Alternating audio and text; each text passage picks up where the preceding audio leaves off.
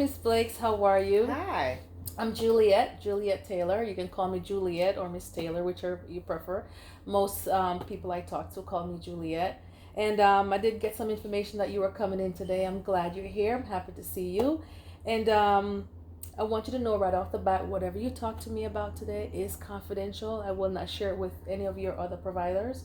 I do have a supervisor that will from time to time check in with me to make sure that we're on track, on target, and we're doing our best to meet your needs. If at any time at all you feel uncomfortable, please let me know. If I say something or if I do something that make you feel unsafe or uncomfortable, or if you feel violated, please let me know so we can fix it, we can sort it out. And also another thing, I will be taking notes if you don't mind. These notes are from just for me, so I can make sure that whatever you tell me, I'm talking to you about the right things and I'm staying on track with you. Okay. Do you have any questions before we get started? No. Okay. Talk to me about why you're here today. Okay, so I've been feeling a little stressed out lately, with home and with work. Um, with my kids and all. It's just like a lot to handle at home. I have two teenagers, girls. They fight, they argue all the time, and it's just like, oh, it's like too much, and you tell this one to stop, that one continue. You tell that one to stop, and then that one continue. It's just like it's too much. Sometimes I just go in my room and shut the door while I still can hear them outside. But to me, it's like that's not solving the situation. It's stressing me out even more. So, anyways, I have to go to work, and also that's stress because with this pandemic, we have the kids are, they're not used to this mask and this 6 feet distance. So it's just hard. And then I'm running around putting on masks. And then you have to stay 6 feet apart. And it's just, it's just a lot, And if you don't do it, I mean, it's kind of like you get the evil eye from your boss. Okay. But it's not only uncomfortable for me, but it's also uncomfortable for the kids because they're not used to this. Okay. Okay. So it's like starting something. It's just like starting something new all over again. You get what I'm saying? And it's just like it's just so much stress. And then when I'm at work, and I have to be honest, when I'm stressed out at work, then I bring it home and then I shut my kids out. And maybe, I don't know, maybe they're arguing and fighting because they want my attention. I don't know, but it's just like it's just too much. Wow. So you're saying that your anxiety or you're feeling stressed? Yeah. You're feeling stressed because of the newness of the pandemic that's going on. You're going back to work. Your two teenage daughters. Sometimes they bicker and you have to get in the middle of them trying to figure out what's going on. Right. And it brings on an uneasy feeling for you. It makes you feel, do you get upset? Do you cry? I definitely get upset. And there's certain times I do cry because it's like this is just too much to take on right now. And I feel overwhelmed sometimes, Okay. And then when you feel overwhelmed and you start crying, how often or how long do you find yourself crying, or have that length of feeling of overwhelmness happened? Well, it started happening when I started work, which was the 8th. Okay. So, like, I felt the every 8th day. Of this month of Yeah. September. Okay. So it's like every day after that, me coming home is like I'm feeling stressed or I'm crying. Okay. And is this every day, every other day, a couple times a day? I would say every other day. Okay. And how does that affect your daily functioning? And one thing you mentioned that you bring the stress home, or you bring that feeling of anxiety home with your children. Now, how does that make you feel? Well, sometimes it makes me feel like a terrible mom. Okay. Because when I bring my stress home to my children, and I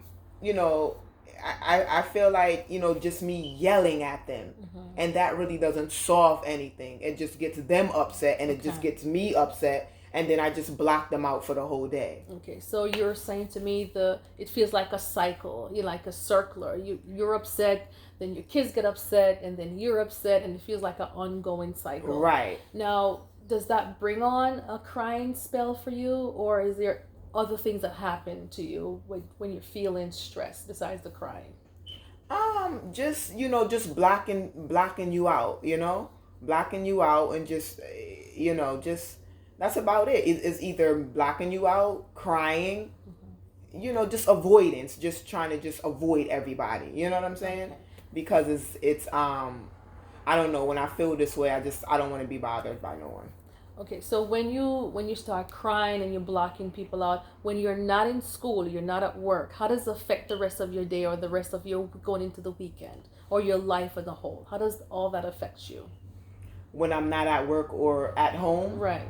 and when I'm not feeling stressed, is that what you're saying? When you're feeling like you mentioned that you feel stressed and you get, you feel like crying and you want to isolate yourself and shut people out.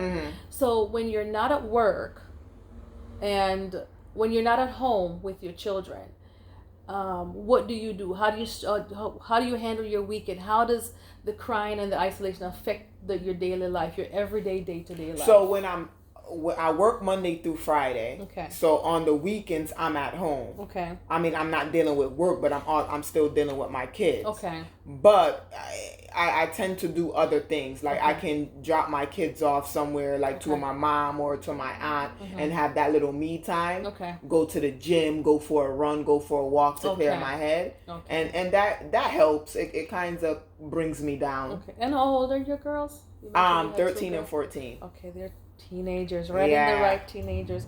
Now let me ask you a few questions about. Do you have a primary care physician? Yeah. Okay, and how often do you see your physician?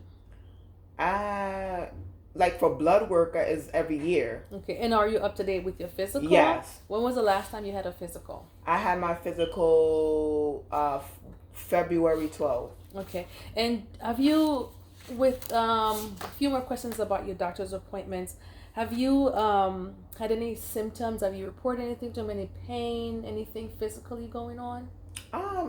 Not really. I mean, I have been getting headaches a Okay, lot. and how Yeah. often are those headaches? Those headaches are probably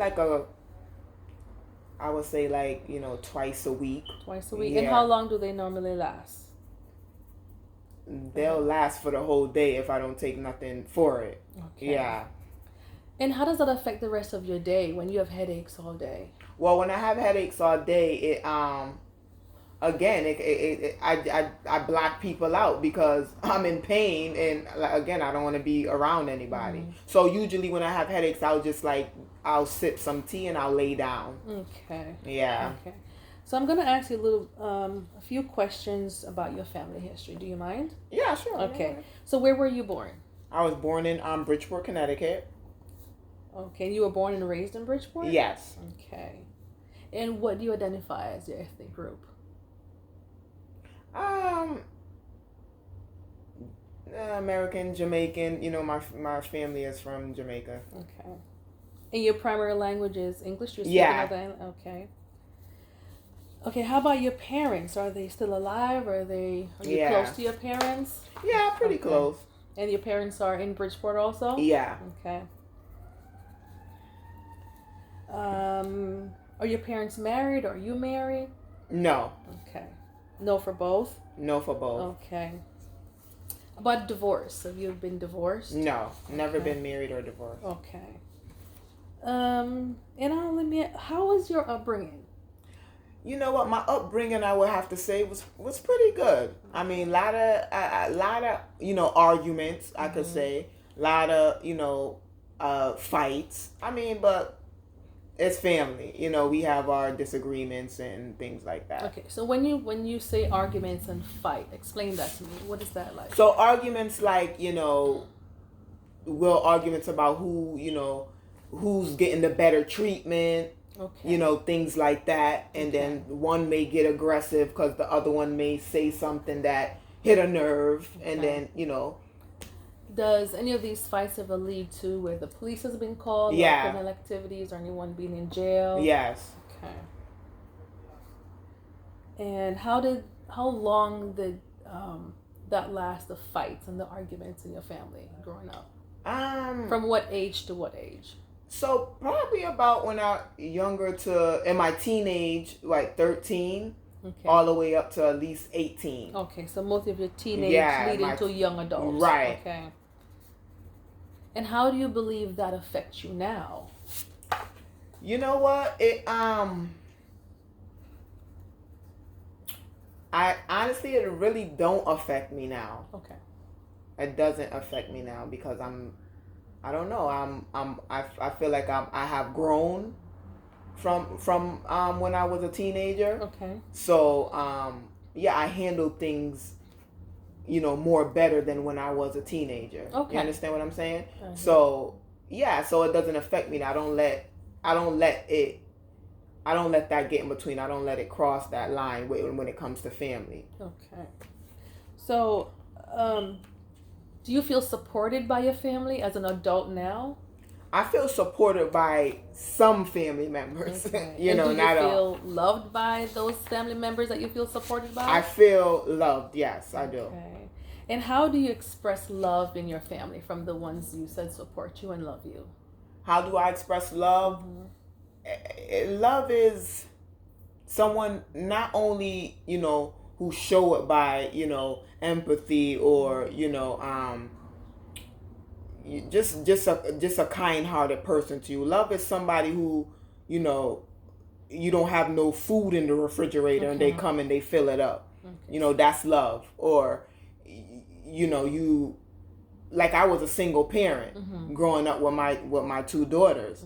Okay. And I had people from my family step in, helping me out and buying things and making sure that I'm okay and making sure I have transportation and things like that. To me, that's love. Okay, so because you can say you love someone, but then you don't show it. Okay, so you're saying to me, in your family, love is expressed through helping each other and giving and being there for Absolutely. to help with the social needs and okay.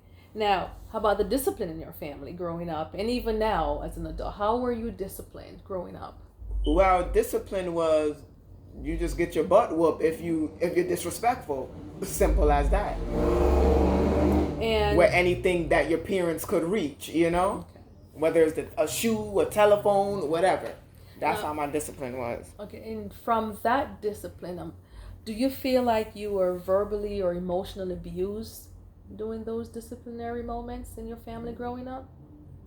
Like, verbally, yes. Verbally, sometimes I'll get things said to me that I feel is, unfair, hurtful, And how do you believe, how do you think that affects your lives today? I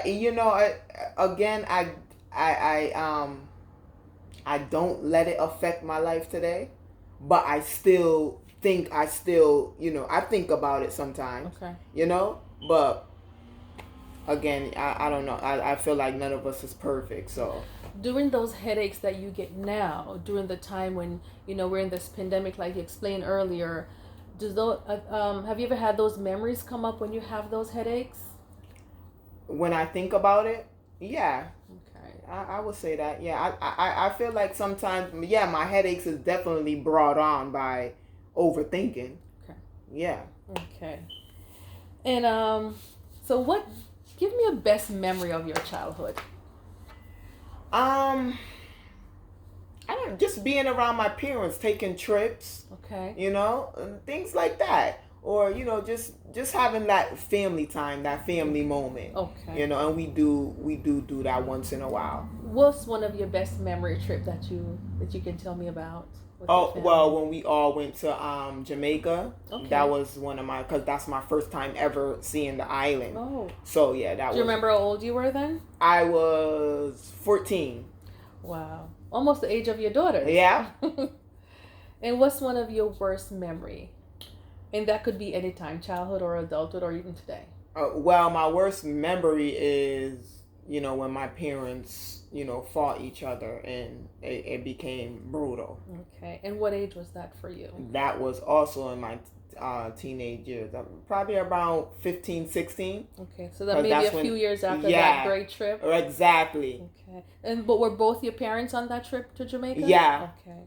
So after that, it was. And do you remember what led on to that fight? All I know is just I don't know what led on because again, my family growing up, my family was very secretive. Okay. So I don't know. All I hear is just the yelling and screaming and throwing things. Okay. So. And do you believe that any of that event may have affected you today, or is affecting you today, or when you think about, or do you ever think about that worst event from your childhood? I think about it, yes, but I think about it as kind of in a good way, because I'm like, I say to myself, like, I would never, be that type. I would never be that type. I would never let my children see me like that. You Okay. understand? Okay. So, yeah. So you use it, you're saying you think about it in a positive way as to not letting that same thing happen to you as a parent to Right. your children. Okay, more of a motivating Right. versus a depressive Exactly. type. Okay. Yeah. All right. So, what's your highest education that you have achieved so far? Well, I have a bachelor's degree. Okay. Are you in school right now? Yes. Okay. What are you studying right now? Counseling. Very nice. And what is your area of focus? My area of focus. The area of focus in counseling. What are you going to be focusing on? I want to focus on kids. Okay. Yeah. And describe to me your performance in school. How do you think you're doing with school, with everything that's going on? I think I'm handling school well. Okay. Sometimes I don't feel motivated, and I honestly I do feel like just giving up on the whole thing. Okay. But then when I don't want to start something and not finish it. That's Okay. just how I am. So I push myself through school. Okay. You know. And how do you view your performance in school, like your grades? What are you doing, and how do you think that affects? How do you think the rest of what you explained to me was going on is affecting school?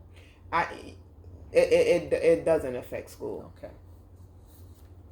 And a little bit about your health history.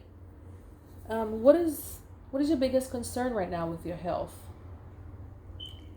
Or do you have any concern about? I your don't health have any right concerns about my health. I work out. I eat right. now? Okay. I try to keep up with my health. Right. And you because did it's mention important. Yeah. Yeah, you did mention. Excuse me, sorry for cutting Yeah, you go off. ahead. You did mention before that you had a physical recently. And Yes. that physical, everything was Everything okay. was good. Yeah. Okay. Did you have any surgeries or any kind of illnesses, continuous illnesses in your childhood growing up? No. Okay. No surgeries. Any hospitalization besides the childbirth? No. Okay. How about family history? Anything significant in your family? Just high blood pressure, diabetes. Okay. Yeah. Any mental health issues in your family that you know of? No. Okay. And you did mention that you were single, never been married, 2 teenage daughters. How about relationship? Are you in a relationship right now? Yeah. Okay. I got something going on. And how's that working out? It's not bad. It's not like what, because I completely was like, you know what, I just give up on relationships. But then I found someone and it kind of changed my mind. So yeah, I mean, we doing so far so good. Okay. And how long have you been in this relationship? So it's over a year now. Okay. And any kind of violence, any kind of verbal abuse? No, because I wouldn't be in it. Okay. All right. So far, you've expressed your concerns about the pandemic and school. You've given me a little bit about your childhood and family history.